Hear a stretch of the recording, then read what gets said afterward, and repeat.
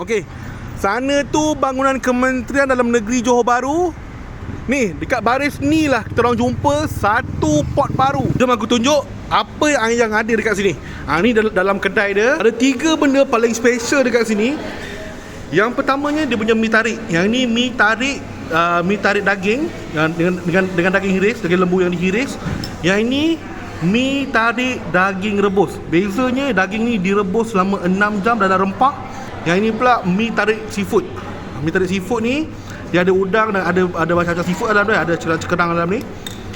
Nak goreng pun ada. Yang ni mi tarik goreng daging lembu. Yang ini pula nasi goreng daging.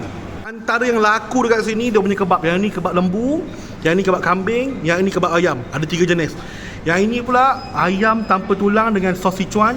Yang ini ayam lada kebas. Yang ini makan lidah boleh kebas. Ini dia punya dumpling. Dumpling kat sini ada 4 jenis. Dia orang ada daging lembu, ada daging kambing, ada kucai telur udang, satu lagi ada sotong ayam. Yang ni pula untuk breakfast. Ni pula air yang diorang recommend. Ada kopi, ada longan jadi makisa, dengan ada air kedondong asam boy. Dalam peti ais ni ada diorang punya side dish.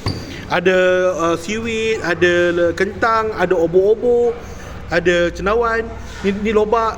Yang ni korang boleh ambil ni semangkuk 59.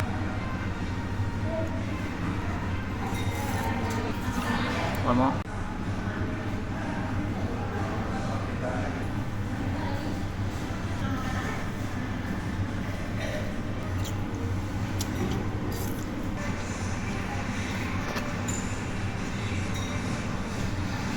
Tiga benda paling sedap kat sini. Mi tarik goreng, nasi goreng daging dia, dengan mi tarik daging rebus. Lagi satu, kebab lembu dia memang macam ni. Untuk harga pula macam ni. Ni dia punya harga. Kau tengok sini. Korang cari kedai ni, Mi Tarik Osman Lanjo. Buka pukul 7 pagi sampai pukul 11 malam.